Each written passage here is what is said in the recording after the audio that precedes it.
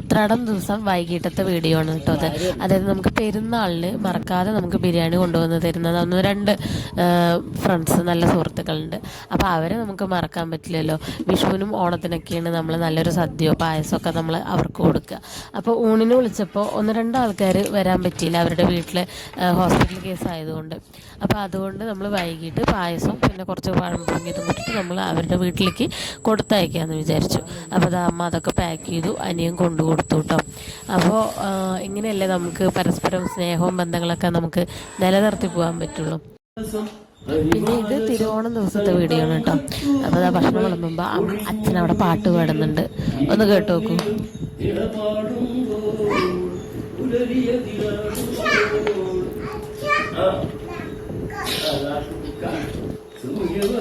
സത്യം പറഞ്ഞാൽ ചോറ് വിളമ്പിട്ട് അമ്മ ഇങ്ങനെ കഴിക്കുമ്പോഴേ അമ്മ എപ്പോഴും കരയും. അതായത് അമ്മമ്മ മരിച്ചതിന് ശേഷം അമ്മ എപ്പോഴും ഓണത്തിന് അല്ലെങ്കിൽ വിഷുവിന് എന്തെങ്കിലും വിശേഷമൊക്കെ ഉണ്ടാവുന്ന സമയത്ത് ഇതുപോലെ ഭക്ഷണം കഴിക്കുമ്പോഴോ അല്ലെങ്കിൽ അമ്മ ഇങ്ങനെ കരയുന്നത് ഞാൻ കാണാറുണ്ട്. കാരണം എല്ലാ വിശേഷങ്ങൾക്കും അമ്മയുടെ അടുത്ത് പോവും, ഒരുമിച്ചിരുന്ന് ഭക്ഷണമൊക്കെ കഴിക്കാറുണ്ട്.